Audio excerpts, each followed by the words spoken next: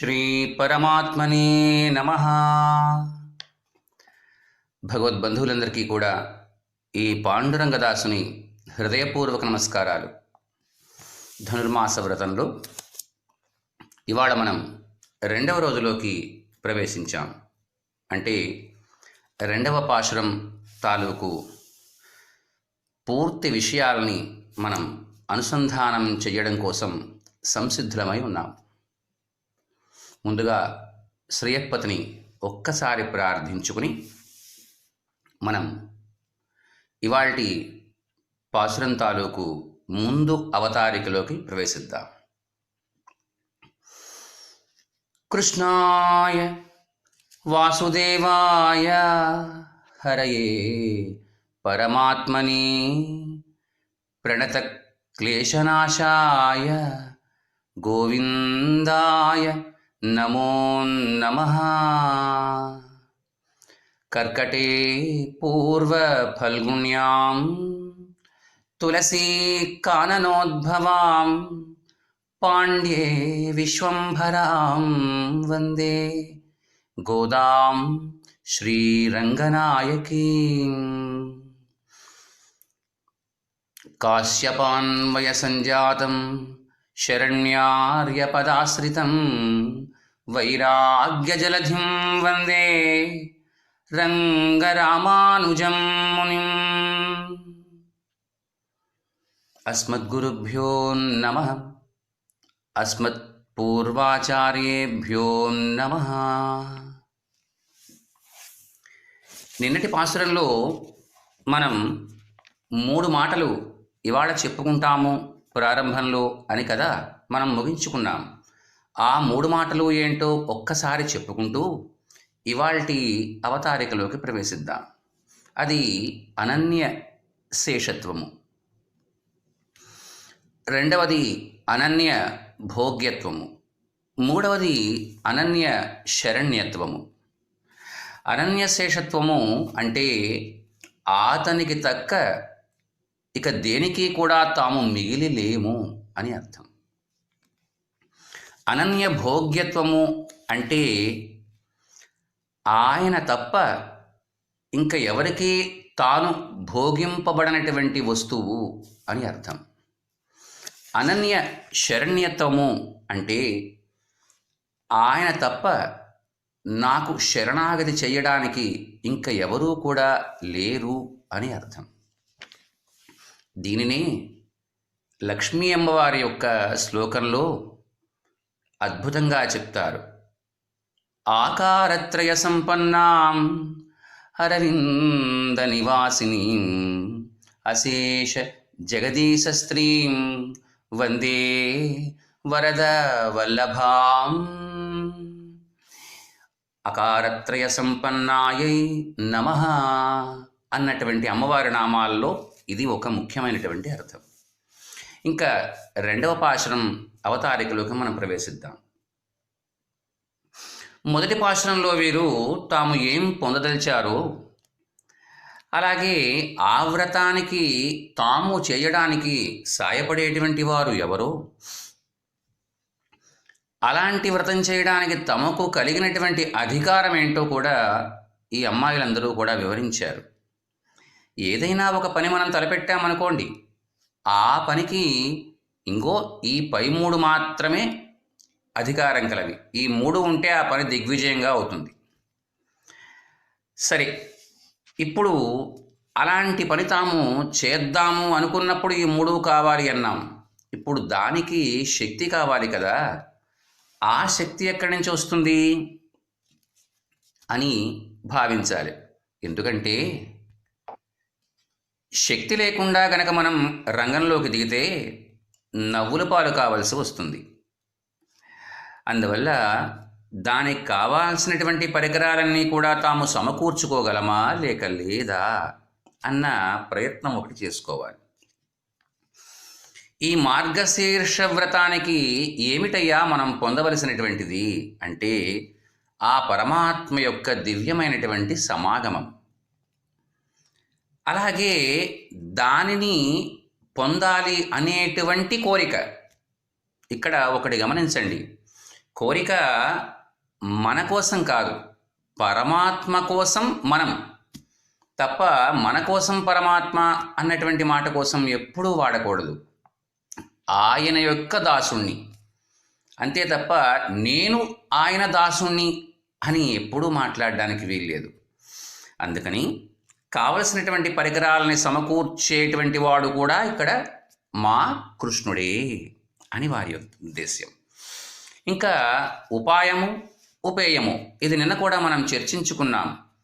ఆ ఉపాయము కృష్ణుడే, ఉపేయము కృష్ణుడే.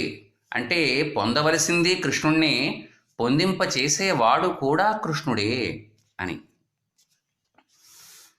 సరే, ఇలాంటి ఉద్దేశం ఉన్న వాళ్ళకి, అంటే భగవంతుణ్ణే ఉపాయంగా చూసుకునేటువంటి వారికి నియమాలతో పని లేదు.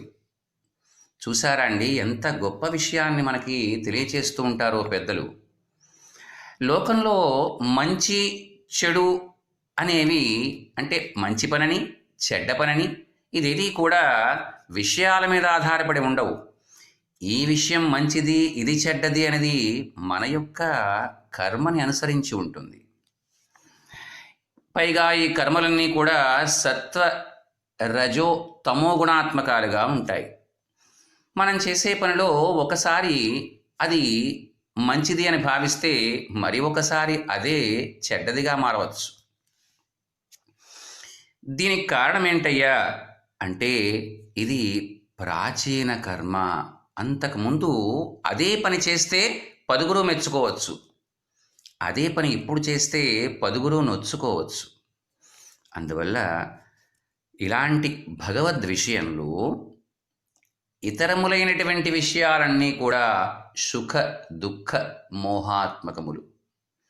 మనం కర్మ చెయ్యడం కోసం మాత్రమే, కర్మ మీద అధికారం లేదు అని కదా శ్రీయపతి మనకు భగవద్గీతలో తెలియజేశారు. కర్మణ్యేవాధికారస్తే మా ఫలేషు కదాచన అని.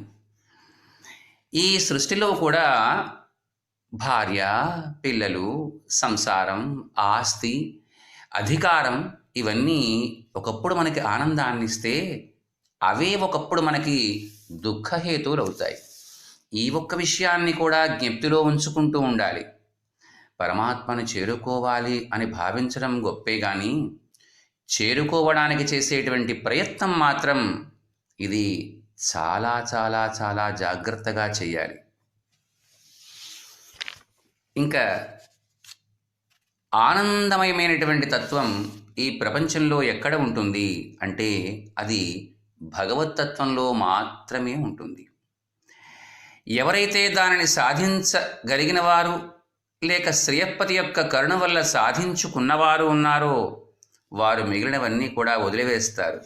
ఎందుకంటే పరమాత్మ వదిలిపెట్టేట్లా చేస్తారు. ఈ విషయంలో మొదటి పాశురంలో మనం కొంత విషయం తెలుసుకున్నాం. ఇప్పుడు ఈ వ్రతాన్ని చేయడానికి ఏమేమి ఉన్నాయి అంటే చేయవలసినటువంటి విధానాలు ఏమిటి? ఒక వ్రతం మనం చేస్తామంటే విధానం తెలుసుకోవాలి కదా. ఇప్పుడు ఈ అమ్మాయిలందరూ కూడా ఈ విధానం ఏంటో మనకి తెలియజేస్తున్నారు. అది మనకి ఈ 2వ పాశురంలో పూర్తిగా తేటతెల్లని చేస్తారు. ఇప్పుడు మనం పాశురంలోకి వెళ్దాం. வையத்துவாஜ்வீர்காள் நாமும் நம்பாவைக்கு செய்யும் கிரிசைகள் கேளீரோ பார்க்கடலுள் பையத்துயன்ற பரமனடிப்பாடி நெய்யுண்ணோம் பாலுண்ணோம் நாட்காலே நீராடி மெய்யிட்டெழுதோம் மலரிட்டு நாம் முடியோம் செய்யாதன செய்யோம் தீக்குறளை சென்றோதோம் ஐயமும் பிச்சையும் ஆந்தனையும் கை காட்டி உய்யமாரெண்ணி உகந்தேலோ రంబావాయ్. ఇప్పుడు ఈ వ్రతంలో ఈ అమ్మాయిలందరూ కూడా ఏమి చేద్దామనుకుంటున్నారు, తాము చేసేటువంటి పని ఏంటో ఇది ప్రపంచానికి అంతటికీ తెలుపుతున్నారు. ఎందుకు? ఇదేదో రహస్యంగా చేసుకునేటువంటి వ్రతం కాదు కదా. అలాగే మన గోదా గోపిక కూడా ఈ విషయాన్నే తేటతెల్లం చేస్తారు. వయ్యత్తు వాజ్వీర్ఘాళ్ అన్న మొట్టమొదటి మాట చూడండి. పరమాత్మని ఎప్పుడూ కూడా మనం అందరం కలిసి అనుభవించాలండి. ఒకరుగా అనుభవించడం ఇది మంచిది కాదు. ఈ లోకంలో ఆనందాన్ని అనుభవించేటువంటి వారందరూ అని సంబోధిస్తున్నారు ఇక్కడ. ఎప్పుడూ కూడా నేను నాది కాక మనందరిది అనేటువంటి తత్వమే భగవద్బంధువుల ఎడ ఉంటుంది, ఉండాలి కూడా. సర్వేశ్వరుడైనటువంటి ఆ మహానుభావుడు నందవ్రజంలో ఆ కృష్ణ పరమాత్మగా అవతరించినటువంటి ఆ దివ్యతత్వం. ఎందుకంటే ఆయన వేదముల ద్వారా పొగడబడేవాణ్ణి నేనే అని చెప్తూ, వేదాలకు కూడా దొరకని వాణ్ణి నేనే అని చెప్పారు. ఎందుకంటే పరమాత్మ యతో వాచో నివర్తంతే అప్రాప్య మనసా సహ తద్ధామ పరమం మమ. మీ యొక్క మనస్సు కానీ మీరు చేసేటువంటి స్తోత్రాలు కానీ ఎక్కడ వరకైతే వెళ్ళి తిరిగి వెనకకు వచ్చేస్తాయో ఆవల నేను ఉన్నాను. నత్ర సూర్యో భాతి న చంద్రతారకం నేమాం విద్యతో భాంతి కుతోయమగ్ని తమేవ భాంతమనుభాతి సర్వం తస్య భాష సర్వమిదం విభాతి అని కఠోపనిషత్తు మనకి చెప్తోంది కదా.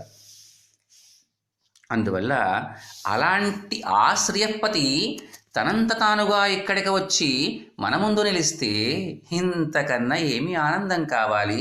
ఇంతకన్నా వేరే అవకాశం ఏమి కావాలి? అందువల్ల అలాంటి ఆనందాన్ని నందవ్రజంలో వారందరూ కూడా అనుభవిస్తున్నారట. అలాంటి కేవలమైనటువంటి పరమాత్మతత్వాన్ని వైకుంఠంలో మీరు చూడమే తప్ప అనుభవించడం అన్న మాట ఉండదు. పరమాత్మతో ఉండేటువంటి సౌలభ్యం శ్రీమద్వైకుంఠంలో కొంతవరకే. ఏమని? చూడడం, కైవారాలు చేయడం, మంగళహారతులు ఇవ్వడం.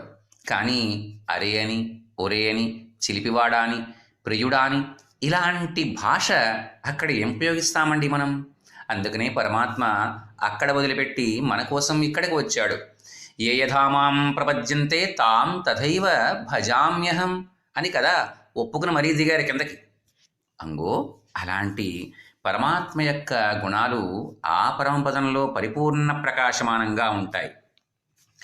అక్కడ దయ, వాత్సల్యం, క్షమ ఇలాంటి గుణాలని చూపించడానికంటూ ఏమీ ఉండదు. ఎందుకంటే అలాంటివి తాను చూపించడానికి పొందేవాళ్ళు కూడా అక్కడ ఉండరుగా.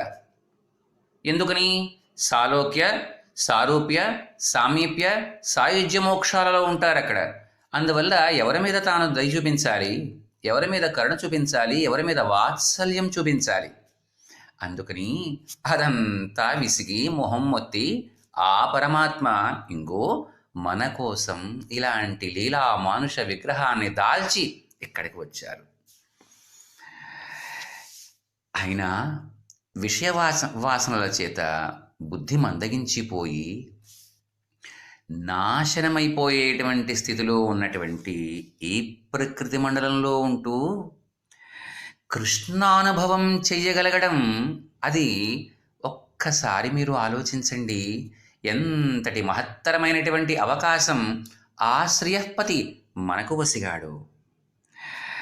కృష్ణ పరమాత్మకు సమకాలంలో పుట్టడం, ఒకే ఊరిలో ఉండడం, ఒకే వయస్సుతో ఉండడం, వారితో పెదనాయన కొడుకు, పిన్నాయన కొడుకు, మేనత్త కొడుకు, మేనమామ కొడుకు ఇలాంటి సంబంధ బాంధవ్యాలన్నీ కూడా కలిగి ఉండడం, లేక కృష్ణుడు నందవ్రజంలో ఉంటే ఆ పక్క పల్లెటూళ్ళల్లో మనం పుట్టడం, అలాంటి అద్భుతమైనటువంటి అవకాశాలన్నీ కూడా ఉంటూ ఆయనతో సమానమైనటువంటి రూప, లావణ్య, వయోశీలాది లక్షణాలని కలిగి ఉండడం, అలాంటి పరిస్థితుల్లో ఆయన కటాక్షం కలగడం అదృష్టమైతే, ఆయనకు దూరంగా అక్కడెక్కడో జన్మించి సమకాలీనులు అని అనిపించుకోవడంలో కూడా ఒక గొప్పతనం ఉంటుందట. ఏమోనండి, మనమందరము కూడా ఆ శ్రీయపతి కృష్ణావతార కాలంలో ఆనందవ్రజంలో చరించినప్పుడు అక్కడ ఏదో ఒక క్రిమికీటగాదుల రూపంలోనన్నా మనం ఉండకపోతామా, పుట్టకపోతామా? వారి యొక్క శరీరం మీదుగా వచ్చేటువంటి ఆ దివ్యమైనటువంటి సంస్పర్శనాపూర్వకమైనటువంటి ఆ వాయు ప్రసరణ మనకు తగలకపోయి ఉంటుందా? ఒక చెట్టుగా ఉంటే ఆ చెట్టు దగ్గరే మురళి వాయించుకుంటూ పరమాత్మ మనల్ని ఆనుకుని కూర్చుని ఆ ఆవు దూడల్ని కాస్తూ ఉండేటువంటి వాడేమో కదా? లేక యమునలో ఒక చేపగానన్నా మనం ఉంటే ఆ పరమాత్మను చూసుకుంటూ అలా తుళ్ళి మళ్ళీ కిందకి దిగి మళ్ళా పైకి వచ్చి ఇలాగన్నా ఆయన్ని చూసి ఆనందించి ఉంటామేమో. అప్పుడు మనకు లేకపోవచ్చు ఆ మహానుభావుడు పరమాత్మని, మనం చేపలమని. కానీ ఇప్పుడు అలాంటి భావన ఎంత గొప్పగా ఉంది. అలాంటి గోపకాంతలలో తాను కూడా ఒకరుగా భావిస్తున్నారు ఇప్పుడు ఇక్కడ ఈ ఆండాళ్ గోపిక. కృష్ణావతార సమయంలో మోక్షాన్ని పొంది పరమపదంలో ఉన్న వారందరూ కూడా ఎలాంటి వారయ్యా అంటే, రామావతార కాలంలో అయోధ్యలో రామచంద్రమూర్తితో పాటుగా నివసించిన వారు. రామచంద్రమూర్తి చివరిలో తన యొక్క అవతార పరిసమాప్తి చేసేటప్పుడు అయోధ్యావాసులందరికీ కూడా ఒక మహత్తరమైనటువంటి అవకాశం ఇచ్చారు. ఎవరైతే పరమపదానికి చేరుకుందామని భావిస్తున్నారో వారు నాతో పాటుగా నడవవలసింది అంటే అయోధ్యాపురవాసులందరూ కూడా ఆ మహానుభావునితో పాటుగా సరయూ నదీ ప్రవేశం చేశారు. ఇంతకంటే అవకాశాన్ని ఎవరు ఇస్తారండి మనకి? మోక్షానికి ఎవరు ఇస్తారు?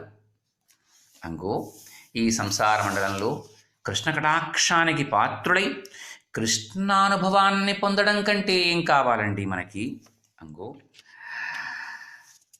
అప్పుడు రామావతార కాలంలో కూడా పరమపదానికి వస్తావా అని రామచంద్రమూర్తి ఆంజనేయ స్వామి వారిని అడిగారు. అప్పుడు వారేమన్నారు? ఓ మహానుభావ, స్నేహో మే పరమో రాజన్ త్వయి నిత్యం ప్రతిష్ఠితః భక్తిశ్చ నియతా వీర భావో నాన్యత్ర గచ్చతి. ఓ మహానుభావ, నీ యందు పరమస్నేహం ఉందయ్యా, లేక నీ యందే అది నిరతిశయమై కూడా ఉందయ్యా, నిత్యము నీ యందు స్థిరంగా నిలిచి ఉందయ్యా. ఇంకా భక్తి అంటావా? అది నీతోనే, నీలోనే. ఇంతకంటే నేను వేరే ఎక్కడికి రావాలి అని అడిగినటువంటి మహానుభావుడు ఆ పరమ భక్తాగ్రగణ్యుడైనటువంటి ఆంజనేయ స్వామి. అలాగా పరమాత్మతో ఎడబాటు కలిగి బ్రతకలేను అని తెలుసుకుని అతని యొక్క సంశ్లేషణాన్ని అభిలషించడమే భక్తి అన్న మాటకు మనం చెప్పుకోవాల్సిన వ్యాఖ్యానం. ఆ జ్ఞానమే లేక పరమేశ్వరునితో ఎడబాటు కలిగినంత మాత్రానే ప్రాణం పోవడం, ఇది స్నేహం. ఈ భక్తి స్నేహం రెండూ కూడా కలిగిన వారు ఆంజనేయ స్వామి. ఇంకా వేరొక చోటుకు అన్న మాటకు ఆయనకు ఆశ్చర్యం వేసిందట. ఎవరికి? హనుమకు. ఇక్కడ కాక ఇంకొక చోటు కూడా ఉంటుందా రామానందాన్ని మనకిచ్చేది అని భావించారు. అలాగే ఈ గోపకాంతలు కూడా ఈ మొదటి మాటలో ఏమని చెప్పారో చూసారా? ఈ ప్రకృతి మండలంలో ఆనందాన్ని అనుభవించే వాళ్ళలారా అన్నారు. ఎందుకంటే ఈ మనుష్య శరీరం దుర్లభం. జన్మాంతరాలలో మహామహాపుణ్యాలు చేస్తే తప్ప ఈ శరీరం రాదు. 84 లక్షల జీవరాశులలో అత్యంత హీనమైన హేయమైనటువంటి స్థితి నుంచి ఈ స్థాయికి మనం జన్మాంతర సుకృత పరిపాకం చేత ఎదగగలిగాం. 25,000 సార్లు గోవు జన్మ ఎత్తిన తరువాత మాత్రమే మానవ జన్మ మనకు సిద్ధిస్తుంది. అలాంటి మానవ జన్మను ఎలాంటి స్థితిగతుల్లో మనం నైత్యానికి జార్చుకుని చివరికి మళ్ళా అలాంటి నీచయోనుల్లోకి ప్రవేశించేటట్లుగా మనం చేసుకుంటున్నాం. అందువల్ల దుర్లభమైనటువంటి మనుష్య శరీరం, పైగా దీర్ఘాయువు కలిగి ఉండడం, శాస్త్రాల్లో చెప్పినట్లుగా పెద్దలు చెప్పినట్లుగా చేయగలిగేటువంటి ఉద్దేశ్యం కలిగి ఉండడం, ఆలోచనా జ్ఞానం కలిగి ఉండడం, ఇవన్నీ కూడా ఎవరికి వస్తాయండి? అందుకని ఇప్పుడు వ్రతంలో చేయవలసినటువంటి విధులు తాము ఏం చేస్తారో చెప్తున్నారు అమ్మాయిలు. 2వ లైన్లో మనకున్నది నాముం నంబావైక్ షెయ్యం కిరిషైగళ్ కేళీరో. మేము మా వ్రతంలో చేసేటువంటివన్నీ కూడా మీకు బహిరంగంగా ఎలుగెత్తి చెప్తున్నాం, వినండి. ఇక్కడ మేము అన్న మాట చెప్పారు. నేను ఇందాకనే తమకు తెలియచేశాను, నేను నాది అన్న మాట ఎప్పుడూ వాడరాదు. మనము ఆ పరమాత్మ సేవకులము అన్న మాట ఎప్పుడూ ఉండాలి. సరే, రాక్షసులు యాగం చేస్తారు, దేవతలు యాగం చేస్తారు కదండి. రాక్షసులు చేసే యాగం భగవత్తత్వాన్ని భగవద్భక్తుల్ని నశింపచేయడం కోసం ఉంటుంది. దేవతలు స్వార్థంతో తమ యొక్క కోరికల్ని ఈడేర్చుకోవడానికి చేస్తారు. అందువల్ల ఎప్పుడైనా సరే మీరు చేసేటువంటి నోము కానీ, యాగము కానీ, వ్రతము కానీ ఏదైనా సరే ఆ శ్రీమన్నారాయణమూర్తి కోసమే అన్న సంకల్పం తప్ప నా వాళ్ళు, నా కోసం, నా పిల్లలు, నా ఇల్లాలు, నా ఆస్తిపాస్తులు ఇవేవీ కోరకూడదు అని పెద్దలు అనుభవపూర్వకంగా మనకు తెలియచేశారు. ఇంకా ఒకరికి తెలియనటువంటి వ్రతమా ఇది? ఇదివరకు కాలంలో అందరూ కూడా చేశారు కదా, అలాంటి వ్రతాన్ని మేం చేస్తున్నాం. ఇంకా మీరు మొదటి పాసురంలో సర్వేశ్వరుడే ఉపాయము, సర్వేశ్వరుడే ఉపేయము అని చెప్పారు కదా, మరి ఇంకా వీళ్ళు ఏం చెయ్యాలి? అది కూడా ఆయనే చేయించుకుంటారు కదా అన్న ఒక్క మాట మనకు జ్ఞప్తికి రావచ్చు. కానీ ఆ ఫలసిద్ధి అయ్యేంత వరకు కూడా చైతన్యం కలిగినటువంటి వాళ్ళం అవ్వడం చేత క్రియావిరహితంగా మనం ఉండజాలము. ఇది ఒక్క చిన్న విషయం. అందువల్ల తాము ఏమేమి పనులు చేయదలుచుకున్నారో ఇప్పుడు చెప్తారు. భగవానుని చేరుకోవాలి అనుకోవడం ఒక ఎత్తైతే, ఆయన్ని చేరుకోకుండా ఉండలేక ఏదో రకంగా చేరుకోవాలి అని చిన్నదో పెద్దదో ఏదో ఒక కార్యం చేపట్టడం కూడా ఒక ధర్మమట మనకి.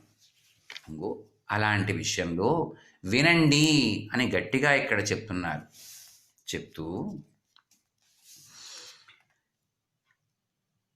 కృష్ణ పరమాత్మ గురించి కథల్ని, అలాగే వారి యొక్క గొప్పతనాన్ని, అంతకుముందు కాలాల్లో ఈ మహానుభావుడు ధరించినటువంటి అనేక అవతారాల్ని, ఆ అవతారాల్లో ఉండేటువంటి గొప్ప గొప్ప విషయాలని కూడా ఇప్పుడు మేము తెలుసుకుంటూ మా ఆచార్యుల వల్ల తద్గతమైనటువంటి ఆనందాన్ని మరింతగా పెంపొందించుకుంటూ ఈ వ్రతాన్ని మేము చేస్తాము అని చెప్పారు. అంటే భగవద్గుణాలయందు వ్యామోహం కలిగినటువంటి వారికి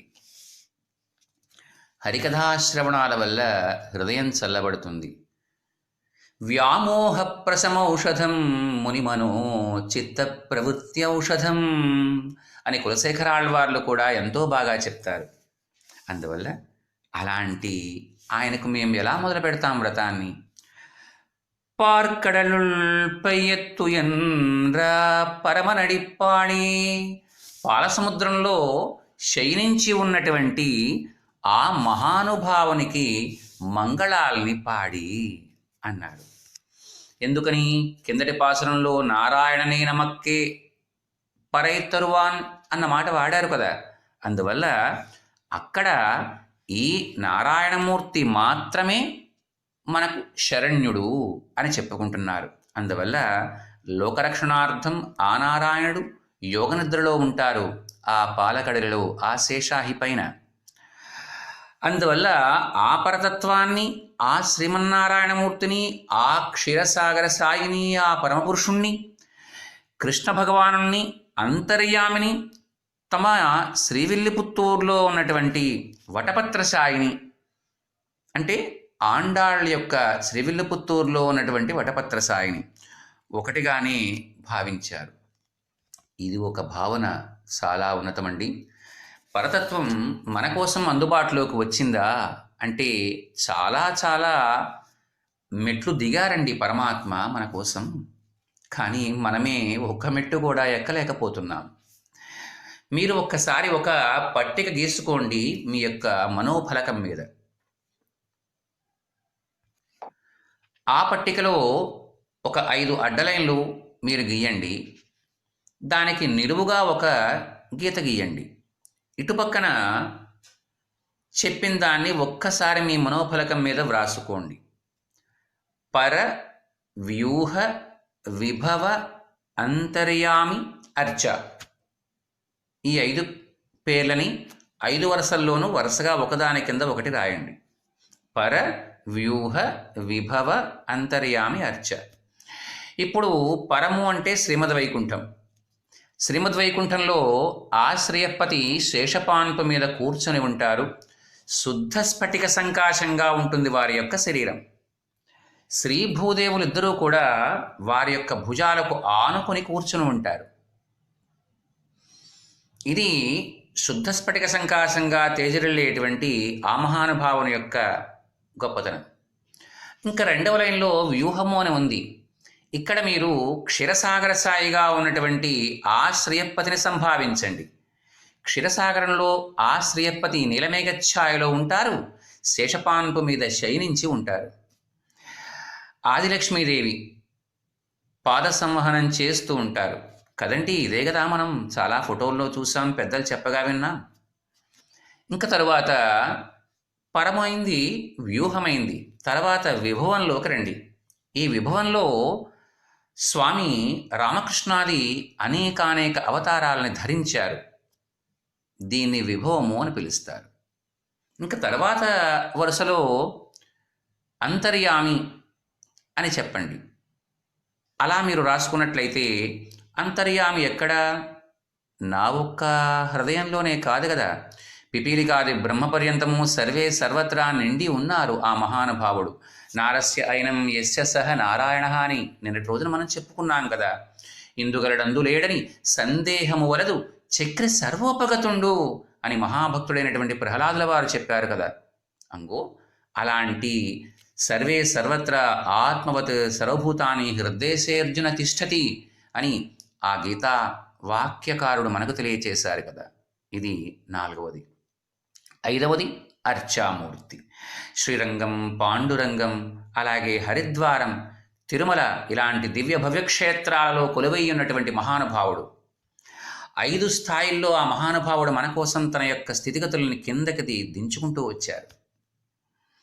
ఇప్పుడు దీనికి సాపత్యంగా మీకు ఏం చెప్పాలి చెప్పుకుందాం. పైన ఉన్నటువంటి పరము అన్నదాన్ని చూడండి.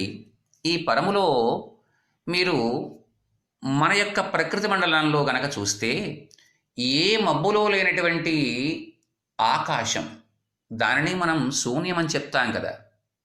అలాంటి శూన్యాన్ని ఆ ఎదురుకుండా శూన్యము అని రాసుకోండి. ఇక్కడ పరము అన్నదానికి. 2వ లైన్లో విభవము ఉంది. అప్పటిదాకా శూన్యంగా ఉన్నటువంటి ఆకాశం ఒక్కసారిగా రకరకాలైనటువంటి నల్లని కరుమబ్బులతో నిండిపోతుంది. అలా నిండిపోయినటువంటి ఆ ఆకాశానికి విభవము అని పేరు పెట్టండి. అలా నిండినటువంటి ఆకాశం, ఆ మబ్బులలో నీళ్లు ఉంటాయా? ఎందుకుండవు? ఉంటాయి. కానీ మరి కురవవే అనుకుంటే దానికి తగినటువంటి చల్లని గాలి తగిలితే వర్షం పడుతుంది. అంగో అలాంటి వర్షం ఇటుపక్కన ఆర్తులు ప్రపత్తులు శరణాగతి చేస్తూ ఎలుగెత్తి పిలిస్తే వారి యొక్క ఆర్తి అనేటువంటి ఆ స్థితి ఆ శ్రీమన్నారాయణమూర్తికి, అంటే వ్యూహంలో ఉన్నటువంటి ఆయనకు అలా అలా తగిలి వారు తన యొక్క దివ్యావతారాలను ధరించి కిందకి దిగుతారు. ఇటుపక్కన నల్లటి మబ్బు చల్లటి గాలి తగిలితే ఏమవుతుంది? వర్షిస్తుంది. అలాంటి వర్షం ఈ భూమండలం మీద అంతా పడుతుంది. మరి ఇటుపక్కకు వస్తేనో ఆ మహానుభావుడు తాను రామకృష్ణాది విభవావతారాల రూపంలో ఈ భూమండలం మీద నడయాడతారు. ఇక్కడ పట్టికలో ఇటుపక్కన కుడివైపున ఆ వర్షం భూమండలం అంతా కూడా ధారాపాతంగా పడుతుంది. మరి అలా పడిన వర్షం ఎంతకాలం పడుతుంది? కొంత వర్షమేమో రోజు పడవచ్చు, కొన్ని గంటల్లోనే పడవచ్చు, కొన్ని 15 రోజుల పాటు పడవచ్చు. ఇక్కడ కూడా పరమాత్మ తన యొక్క అవసరాన్ని బట్టి రామావతార కాలంలో 11,000 సంవత్సరాల పాటు ఈ భూమండలం మీద నడయాడవచ్చు. కృష్ణావతార కాలంలో 125 సంవత్సరాల 2 నెలల 8 రోజులు మాత్రమే నడయాడవచ్చు. మరి తరువాత ఏమవుతుంది అంటే ఆ వర్షమంతా నేలలోకి ఇంకిపోతుంది. మరి ఇక్కడ పరమాత్మ ఏమవుతారు? మొదటి వరుసలో పరమాత్మ తిరిగి మరల తన యొక్క శ్రీమద్వైకుంఠానికి వేంచేస్తారు. మరి పరమాత్మ యొక్క తత్వం ఉంటుందా భూమండలం మీద? ఉంటుంది. అలాంటి ఉండేటువంటి తత్వం ఎక్కడ ఉంటుంది? భూమండలం అంతా వ్యాపించి ఉంటుంది. కానీ కొన్ని చోట్ల ఎక్కువ ఉంటుంది. ఆ ఎక్కువ ఉండేటువంటివి ఎక్కడుంటాయి? శ్రీరంగాది దివ్యపుణ్యక్షేత్రాలలో ఎక్కువ ఉంటుంది. ఇప్పుడు భూమి లోపల ఇంకిపోయినటువంటి ఆ నీటిని మీరు ఎలా బయటకు తీయగలుగుతారు? ఏదైనా ఒక పరికరంతోనో ఒక బోర్ వేసో జాగ్రత్తగా దాన్ని అలా పంపు కొడుతూ ఉంటే అది పైకి ఉబికి వస్తుంది కదండి. ఇక్కడ కూడా పరమాత్మ మీలో నిండి వ్యాపించి ఉన్నారు లోపల. ఒక సద్గురువు యొక్క సమాశ్రయం చేత, వారు ఇచ్చినటువంటి మంత్రోపదేశం చేత, జన్మాంతర సంస్కారం చేత, మీకు కలిగినటువంటి పుణ్యపరిపాకం చేత మీరు ఆ నామాన్ని జపిస్తే ఆ హృదయం ఆర్ద్రమై అలా అలా అలా పరమాత్మ తాలూకు ఆ స్థితి మీ యొక్క హృదయం అనుభవిస్తుంది. దీనినే అంతర్యామి అని చెప్పుకుంటున్నాం. మరి తర్వాత అర్చామూర్తి ఇలా అంతర్యామిని తెలుసుకునేటువంటి అవకాశం నాబోటి హీనుడికి లేకపోవచ్చు. మరి నాలాంటి వాడికి పరమాత్మ ఇంకా ఎక్కడ పరమ సౌలభ్యంగా ఉంటాడు? అంగో ఇప్పుడు మనం చెప్పుకున్నాం అర్చావతారాల రూపంలో పరమాత్మ సర్వే సర్వత్రా వ్యాపించి ఉన్నారని. ఆ పాండురంగ, శ్రీరంగ, తిరుమలాది మహాపుణ్యక్షేత్రాలలో నాలాంటి హీనుడి కోసం ఆ మహానుభావుడు అక్కడ అర్చామూర్తిగా ఉన్నారు. ఇది ఆ శ్రీయపతి మన కోసం చేసినటువంటి పరమ సౌలభ్యం. ఇంతటి సౌలభ్యాన్ని మనకి ఇచ్చినటువంటి ఆయనకు మనం ఏం చేస్తామండి? అంగో అలాగా ఆ శ్రీయపతి అలాంటి సౌలభ్యాన్ని మనకి ఇచ్చారు అని కూడా వీళ్ళు చెప్పుకున్నారు. ఎందుకని? ఆయనకు మంగళం పాడాలి. ఆయనకు మంగళాన్ని పాడితే ఆయన మనకు మంగళాన్ని కలగజేస్తారు. అదే మనం హారతి సమయంలో ఇచ్చేటువంటి మంగళాశాసనాలు చేసే పని. ఇంకా తర్వాత వ్రతానికి కొన్ని నియమాలు ఉంటాయని చెప్పుకున్నారు కదా అమ్మాయిలు. మరి ఏమన్నా వదిలిపెట్టేయాలా? కొన్నింటికి మనం వదిలిపెట్టేస్తాం. మన వాళ్ళు చూడండి, మీదు కట్టడం అంటారు. ఈ కొన్నాళ్ళ పాటు నేను కుడి చేత్తో భోజనం చెయ్యను, కొన్నాళ్ళ పాటు ఫలానా వస్తువు వేసుకోవడం మానేస్తాను అంటే కృతనిశ్చయానికి సూచక. ఇదే మాట ఈ అమ్మాయిలు కూడా చెప్తున్నారు. మన ఆండాళ్ళు కూడా ఇదే మాట చెప్తున్నారు. ఏమని? నెయ్యున్నోం పాలున్నోం, మేము నెయ్యి తీసుకోము, పాలు ఆరగించము. చూశారా అండి? వాళ్ళకి ఉన్నదే అది కదండి. మరి అలాంటి నేతిని వారు స్వీకరించము, పాలను స్వీకరించము అంటున్నారే. అంటే ఎందుకట? అలా ఎందుకు వారు చెప్పారు అంటే పరమాత్మని పరమ సౌలభ్యంతో ఉంటారు. మనం ఏమాత్రం కష్టపడినా ఆయన మనస్సు విలవిలలాడిపోతుంది. అలాంటప్పుడు పరమాత్మ యొక్క కృప పొందాలి అంటే ఈ బాహ్యమైనటువంటి శరీరాన్ని శుష్కింప చెయ్యాలి. ఆహా ఎంత బాగున్నాడు, అలాంటి వాడు నా కోసం కదా ఎంతటి కష్టాన్ని పెట్టుకున్నాడు తన శరీరానికి అని పరమాత్మ పరమ సౌలభ్యంగా మన దగ్గరికి వస్తారు. మహానుభావులైనటువంటి మహర్షుల యొక్క తపస్సులో కూడా అంతరార్థం ఇదే. అందుకని ఉపవాసాల చేత శరీరాన్ని కృశింప చేసుకోవడం, తద్వారా పరమాత్మ యొక్క హృదయం కరగపోతుందా అన్నటువంటి కించిత్ ఆశ. ఋషులు కూడా అరణ్యంలో రామచంద్రమూర్తి వారిని చూసి ఓ మహానుభావ ఏహి పశ్య శరీరాణి అని వారితో చెప్పుకుంటే, అప్పుడు అయ్యయ్యో ఈ ఋషిమండలి అంతా కూడా ఎంత శరీరాలని చిక్కబెట్టుకున్నారే వారు. అలాగే రాక్షసులందరూ కూడా వీరిని అనేక రకాలుగా హింసిస్తున్నారే అని భావించి హ్రీరేషామమాతుల అని చెప్పి వారి ముందు దోసిలి ఒగ్గి క్షమించమని వేడుకున్నారు రామచంద్రమూర్తి. అయ్యయ్యో, మీ గురించి నాకు తెలియలేదే, నా అంతట నేనే మీ దగ్గరకు వచ్చి మీరు ఎలా ఉన్నారని అడగాల్సింది పోయి మీరు నా దగ్గరకు వచ్చి మీ యొక్క బాధల్ని చెప్పుకునేట్లా చేశాడా ఈ రాముడు అని ఆర్ద్రమైనటువంటి మనస్సుతో వారిని సంభావించారట. అలాగా వీరు కూడా భోజ్యములుగా ఉన్నటువంటి ఈ పాలు, నెయ్యి ఇలాంటివన్నీ కూడా మేము తీసుకోము అన్నారు. ఇక్కడ తీసుకోము అంటే మనకైనా అర్థం ఏంటయ్యా అంటే వాళ్ళు పాలు తాగడం, నెయ్యి వేసుకోవడం భోజన పదార్థాల్లో మానేస్తారేమోని కదా. కానీ అది కాదండి కారణం.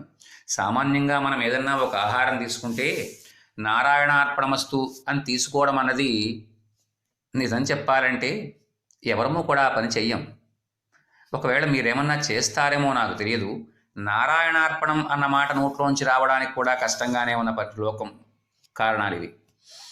కానీ ఏతత్ సర్వం శ్రీమన్నారాయణార్పణమస్తు అని వదిలిపెట్టాల్సిన పరిస్థితిని మనం దాటిపోయాం. ఏదైనా సరే నా కోసం, నా సౌలభ్యం కోసం అంటూనే తినడం తాగడం చేస్తాం. ఇక్కడ ఈ గోపకాంతలు ఆ నెయ్యి ఆయన యొక్క సౌలభ్యం కోసం వాడతాం. ఆ పాలు అంతర్యామిగా ఉన్నటువంటి ఆ పరమాత్మ యొక్క ఆనందం కోసం త్రాగుతాం అని చెప్పుకున్నారు. సరే, ఉపవాసము అన్నదానికి కూడా అర్థం వారికి దగ్గరగా ఉండడం అని తన మన ప్రాణాలతో. సరే, తర్వాత ఇక్కడ నెయ్యున్నోం పాలున్నోం అన్న మాట ఎందుకు వాడారు ఆండాళ్ అంటే, మనం ఇంతవరకు చెప్పుకున్నాం ఆండాళ్ ఇప్పటికే గోపికగా మారిపోయారు అని.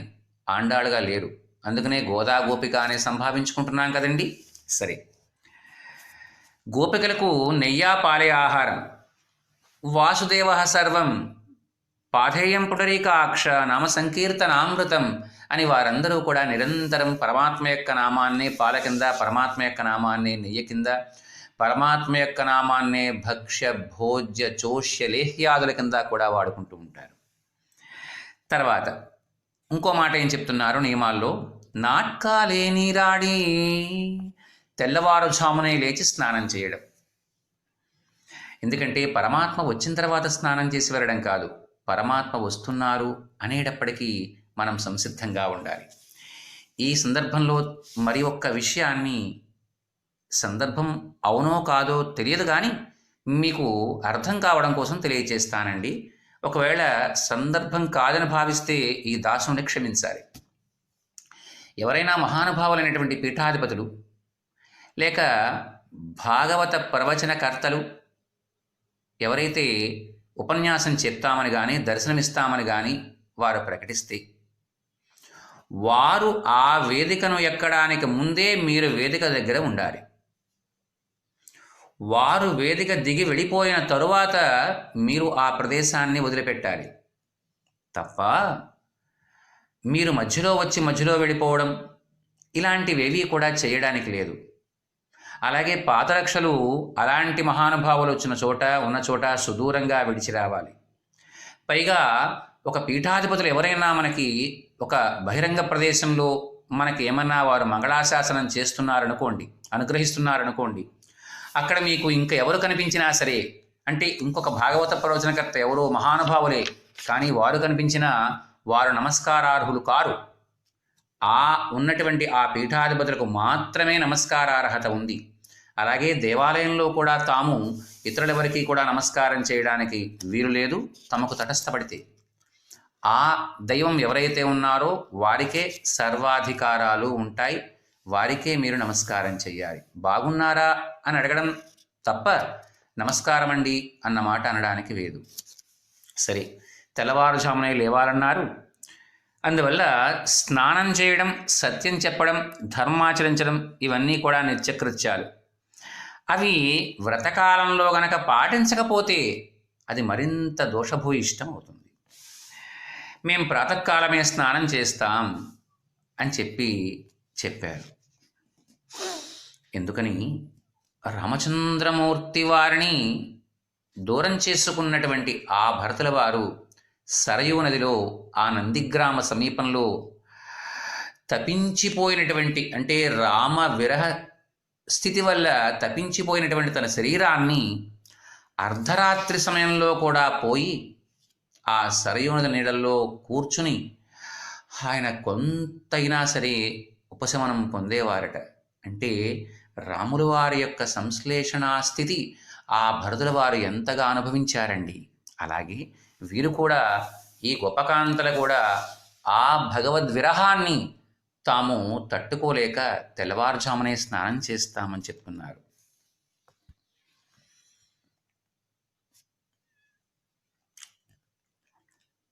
రావణవధ జరిగింది. విభీషణుల వారు అన్నారు, స్నానం చేయమని చెప్పి వారిని కోరారు. ఎవరిని? ఆ అన్నదమ్ములిద్దరిని కూడా, రామలక్ష్మణుల్ని. అప్పుడు ఎంత గొప్పగా చెప్పారంటే రామచంద్రమూర్తి, ఓ విభీషణ, మేము రామ లక్ష్మణ భరత శత్రుఘ్నులుగా నీ కంటికి కనబడుతున్నామా? కాదు, మేం నలుగురము కూడా ఈ రాముడే. అందువల్ల భరతుడు లేనటువంటి అభ్యంగన స్నానం ఈ రాముడు ఎన్నటికీ చెయ్యడు అని చెప్పారు. ఇంతకంటే రామచంద్రమూర్తి గురించి చెప్పుకోవలసింది ఏముంటుందండి. అందువల్ల స్నానం చెయ్యను, వస్త్రాలు ఆభరణాలు ఆవశ్యకాలు కాదు నాయన అని రామచంద్రమూర్తి వారు చెప్తారు.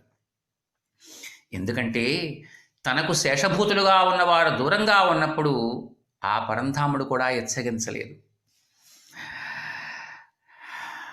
అలాగే మరి ఒక చిన్న సూచన, భరత గ్రామాంతరం వెళితే అభ్యంగన స్నానం చేయకూడదు వారు వచ్చేంతవరకు. ఇలాంటివి చాలా రకాలైనటువంటి పద్ధతులు, సాంప్రదాయాలు మన యొక్క పుణ్యభూమిలో ఉన్నాయి. ఇంకా ఈ గోపకాంతులందరూ కూడా స్నానం చేయడం, సిద్ధపడడం, అంటే పరమాత్మ దూరంగా ఉన్నా ఇక్కడ స్నానం చేస్తున్నారు, ఇప్పుడే మీరు భర్త గ్రామాంతరానికి వెళ్తే స్నానం అంటే అభ్యంగన స్నానం చేయకూడదని చెప్పారు అంటే వీరి విరహవేదన కృష్ణుడికి ఎరిగించి అతని యొక్క హృదయాన్ని ద్రవింప చేయడం కోసం మాత్రమే. తరువాత మెయ్యెట్టెడుదో, కాటుక పెట్టుకోం అని చెప్పారు. కాటుక దేనికి? కంటి యొక్క అందాన్ని వృద్ధి పొందించడానికి. ఈ వ్రతంలో దాన్ని కూడా విడిచేస్తాం మేము అన్నారు. కన్ను జ్ఞానానికి సూచకం అని చెప్పి కిందటి పాసురంలో కూడా చెప్పుకున్నాం కదండి. ఏరారందక్కణ్ణి యశోదై ఇళం సింగం, అందమైనటువంటి కన్నులు కలిగినటువంటి యశోదామ్మ వారి యొక్క బాలసింహం అని చెప్పుకున్నాం కదా. ఇంకా ఆ జ్ఞానాన్ని ఆచరించడం కోసం లేక ఆర్జించడం కోసం తమ కొరకై చేయడం అది నిందింపదగింది. జ్ఞాన సముపార్జన తమ కోసం కాదు, ఆ పరమాత్మ కోసం, ఆ పరమాత్మను తెలుసుకోవడం కోసం. ప్రతి విషయము కూడా ఆయనకు అర్పించగలగడం ఇది ప్రాథమికంగా కష్టంగా ఉన్నా, అభ్యాసం కూసు విద్య అన్న మన తెలుగు సామెత ప్రకారం అది ముందు ముందు అలవాటైతే అందులో చాలా ఆనందం ఉంటుందండి. అలాగే వెనకటి స్నానంలో కర్మయోగాన్ని గురించి చెప్పారు. అంటే కర్మ చెయ్యడం మానకూడదు, కర్మ ఫలితాన్ని మాత్రం ఆశించకుండా ఉండాలి. ఇదే కదా పరమాత్మ చెప్పారు. ఈ కాటుక జ్ఞానానికి సూచకం. జ్ఞానానికి ప్రకాశం దేనివల్ల వస్తుంది అంటే భక్తి వల్ల వస్తుంది. అలాగే జ్ఞానం అంటే కన్ను, భక్తి దానికి అలంకారాన్ని ఇచ్చేటువంటి కాటుక. అలాగే పరమాత్మతత్వాన్ని చేరుకోవడానికి ఎన్ని రకాల ప్రయత్నాల్ని ఈ గోపకాంతలు చేస్తున్నారు. కాటుక పెట్టుకోమోయ్ అని బెదిరిస్తున్నారు ఆయన్ని. ఎందుకనంటే పరమాత్మ అద్భుతమైనటువంటి అందానికి ప్రతీక. అలాంటి అందాన్ని ప్రతీకగా తాము కూడా అందంగా తయారైతేనే కదా ఆయన ఇష్టపడతాడు. అలాంటి తాము తయారవము అని చెప్పి ఆయన్ని బెదిరిస్తున్నారు. పరమాత్మను ఎలాగైనా సరే మనం నయాన కానీ భయాన కానీ బెదిరించి పరమాత్మను లొంగదీసుకోవచ్చు, ఎప్పుడు భక్తి ఆవేశంలో వెళ్తే. సరే, అతను వచ్చి వీరిని బతిమాలుకుంటాడు, పెట్టుకోండి కాటుక, నా కోసం పెట్టుకోండి అని. అప్పుడు సరేలే పెట్టుకుంటానులే అని చెప్పి అప్పుడు పరమాత్మ దగ్గర నయగారాలు పోయి అప్పుడు ఆ పరమాత్మ చేతే తమ యొక్క కంటికి కాటుక పెట్టించుకునేటువంటి జానతనం ఈ గోపకాంతలందరిది కూడా. తర్వాత ఏం చెప్తున్నారు, ఇంకో బెదిరింపండో ఇక్కడ. మలరిట్టునామ్ముడియో, పూల మీద కోపం కలిగింది మన అమ్మాయిలందరికీ కూడా. మేము పూలు ముడుచుకోం అన్నారు. ఎందుకని? పరమాత్మ దగ్గర ఉంటేనే వికాసం, పరమాత్మ దగ్గర ఉంటేనే ఆ పూలకు సౌగంధ్యం కలుగుతుంది. అందువల్ల అతడు ఇక్కడ లేడే, అలాంటప్పుడు మేం పూలు ఎవరి కోసం ముడుచుకుంటాం అన్నారు. ఎందుకంటే కృష్ణ సంబంధం వాటికి కూడా ఆనందాన్ని కలిగిస్తుందట. రామాయణంలో చిట్ట చివరి సర్గ అయినటువంటి సామ్రాజ్య పట్టాభిషేక సగలో రామచంద్రమూర్తి వారికి పట్టాభిషేకం జరుగుతోంది అన్నప్పుడు చెట్లు విరగబూసాయటండి. ఫలాలు ఎంత గొప్పగా ఫలించాయట, నేలని ఆనుకున్నాయట ఆ చెట్లు. అలాగే పువ్వులతో వంగినటువంటి చెట్లు ఉన్నాయని కూడా వర్ణిస్తారు వాల్మీకి. అది రామచంద్రమూర్తి వారి ఎడల ఆ సకల జీవకోటికి కలిగినటువంటి ఆనందాతిశయం. పుష్పమా భోగానికి చిహ్నం. పువ్వుల్ని అలంకరించుకోవడం అందాన్ని సముపార్జించుకోవడం కోసమే. అలాగే ఆ కాటుక, ఈ పువ్వులు కూడా ఆయనకే. అందువల్ల తాము అనుభవైక యోగ్యత కలిగి ఉండాలి అంటే నీ అనుగ్రహం కావాలోయ్ అని పరమాత్మకు చెప్పాలంటే మన ఇంగ్లీష్ భాషలో అల్టిమేటం ఇచ్చారు. తర్వాత ఆయన కోసం ఆయన ముందుకు వచ్చి ఆయన ఇవన్నీ చేసుకోవాలి. ఇవన్నీ చేయడానికి మనం ఎవరము అన్న ఉద్దేశ్యం కూడా ఈ అమ్మాయిల్లో ఉంది. తర్వాత శయ్యాదన శయ్యోం అని చెప్పారు. మా పెద్దలు చేయనటువంటి పనుల్ని మేం చెయ్యము అన్నారు. ఇది చాలా ముఖ్యం. శాస్త్రంలో నిషిద్ధమైనటువంటి పనులు ఏవైతే ఉన్నాయో అవి మేం చెయ్యం. ఎందుకని? ధర్మాన్ని ఎరిగినటువంటి వాళ్ళు ఆచార ప్రమాణాలని కూడా వేదాలు చెప్పినట్లుగా చేస్తారు. ఆచార ప్రభవో ధర్మ, ధర్మస్య ప్రభురచ్యుత అని సహస్రనామం తాలూకు ముందు అవతారికలో మనకు ఉంటుంది కదా. ఎందుకంటే ధర్మజ్ఞులైన వారికి ఆచారం ప్రమాణం. అలాగే అనుశాసించేటువంటి ఉపనిషత్తు కూడా ఇదే మాట చెప్తుంది. అథాయరితే కర్మ విచికిత్సావా వృత్త విచికిత్సావా స్యాద్ ఏ తత్ర బ్రాహ్మణాః సమదర్శినః యుక్తా అయుక్తాః అలూక్షాః ధర్మకామా స్యుః యథా తే తత్ర వర్తేరన్ తథా తత్రే వర్తేథాః అన్నటువంటి అద్భుతమైనటువంటి పురుషద్వాక్యం కూడా ఇదే చెప్తోంది. నీవు చేసేటువంటి కర్మల్లో కానీ నడవడిలో కానీ సందేహం ఏర్పడినట్లయితే అక్కడ కర్మనిష్ఠులు, ధార్మికులు, సౌమ్యులు, శ్రద్ధాళువులు అయినటువంటి బ్రాహ్మణులు ఏమి ఆచరిస్తున్నారో దాన్ని నీవు ఆచరించు అని చెప్పింది. దీన్ని బట్టి కర్మిష్ఠులు ఎంతటి గొప్పవాళ్ళు. అందువల్ల గోపికలు కూడా వారి యొక్క పూర్వుల యొక్క ఆచారాన్ని అనుసరించే పరమాత్మను సేవిస్తామంటున్నారు. అందుకని ఒక్కరుగా అనుభవించకూడదు పరమాత్మని అన్న విషయాన్ని కూడా మనం ముందు ధనుర్మాసావతారికలో చెప్పుకున్నాం కదండి. పెద్దలు కూడా అందరూ కలిసి పరమాత్మను చేరుకోవాలని చెప్పినటువంటి మాట ప్రకారమే ఒకరికొకరం చేతులు పట్టుకుని అందంగా పరమాత్మ దగ్గరికి వెళ్తాం అని చెప్పుకున్నారు. తర్వాత తీక్కురళై చెన్రోదో, ఇతరులకి అనర్థాలు కలిగించేటువంటి తప్పుడు మాటల్ని మాట్లాడడం అని చెప్పుకున్నారు. వాక్కు, సత్యం, హితం, ప్రియం అది ఈ వరుసలో ఉండాలి. మనం మాట్లాడేటువంటి మాట సత్యమై ఉండాలి, ఆ సత్యం ప్రియమై ఉండాలి, ఆ ప్రియం ఇతరులకు హితాన్ని అంటే మేలుని కలిగించేదై ఉండాలి. అందువల్ల ఉద్విగ్నభరితమైనటువంటి మనస్సుతో ఉన్నప్పుడు ప్రశాంతంగా మౌనంగా ఉండడమే సర్వకాల సర్వావస్థల్లోనూ శ్రేయస్కరం.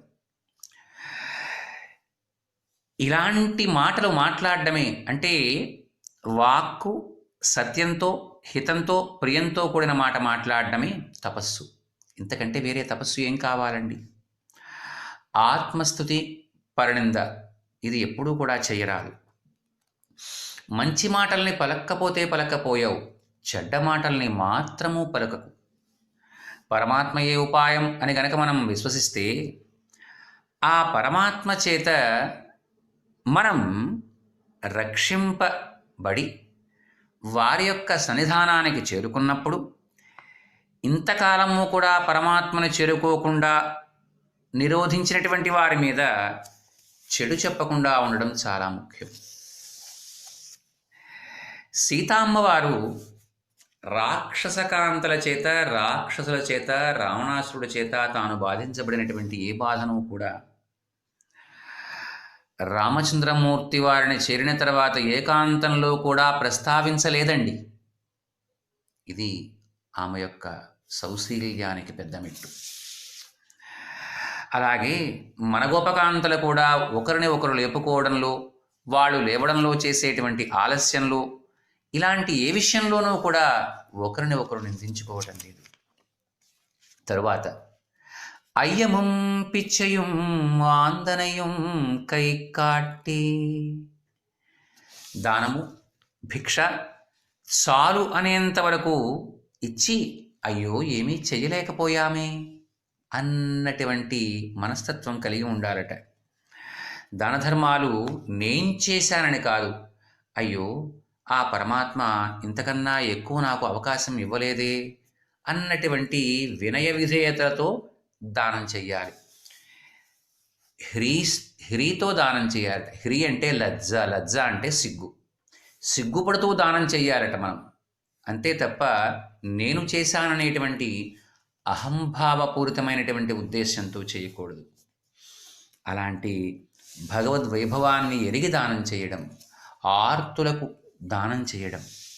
అలా చెప్తూ ఉయ్యమారణ్య యుగందు, పై విధంగా ఉండేటువంటి అన్ని రకాల సంబంధ బాంధవ్యాలు అంటే వ్రతానికి సంబంధించినటువంటి ఉపాంగాలతో పరిశీలించి సంతోషించి ఈ వ్రతాన్ని మేం చేస్తాము, ఆలకించండి. ఈ వ్రతకాలంలో ఏమిటయ్యా పరమపురుషార్థం? ఆ పరమపురుషుని యొక్క పాదార విందాలని కీర్తించడం, శరీరానికి మాత్రమే పోషకంగా ఉండేటువంటి పదార్థాలని భుజించకుండా ఉండడం, ఆత్మశుద్ధికి భగవత్ అనుభవానికి సాయపడేటువంటి వాటిని స్వీకరించడం, ప్రాతకాలంలోనే బాహ్యమైనటువంటి శౌచ్యాన్ని పాటించడం కోసం స్నానం, అంతర్గతమైనటువంటి శౌచ్యాన్ని నిలబెట్టుకోవడం కోసం భగవద్గుణగానం అంటే ఆ గానామృతాన్ని స్నానం చేయడం, దేహానికి అలంకరణలు చేసుకోవడంలోనే నిమగ్నం కాక ఆత్మాలంకారాలని కూడా సమకూర్చుకోవడం, నిష్కామకర్మ, జ్ఞానం, భక్తి తాము సంపాదించుకున్నామనేటువంటి అహంకారాన్ని వర్జించడం, ఆ భగవానుడు తనయందు తన యొక్క ప్రీతి కోసం మనకు అందించాడని మనసావాచా కర్మణ నమ్మడం, భగవద్గుణ వైభవంలో భగవద్ అనుభవంలో నిమగ్నులై ఉండడం, అలాంటి భగవద్గుణ జన్యమైనటువంటి తత్వాలన్నీ కూడా ఆనందంగా అనుసంధానం చేయడం. అందువల్ల ఇలాంటి స్థితిగతుల్లో ఉన్నటువంటి ఈ గోపకాంతలు తాము ఆ పరమాత్మ యొక్క సంశ్లేషణ కోసం బయలుదేరి అడుగు ముందుకు వేస్తున్నారు. వారితో పాటుగా మనం కూడా అడుగు ముందుకు వేద్దాం. తిరిగి మరల రేపటి రోజు ఆ అమ్మాయిలు మన గోదాగోపిక ఇంకా ఏమి గొప్పతనాన్ని మనకు వివరిస్తారో వినడానికి ప్రయత్నం చేద్దాం రేపటి రోజున. అంతవరకు హరి ఓం తత్సత్.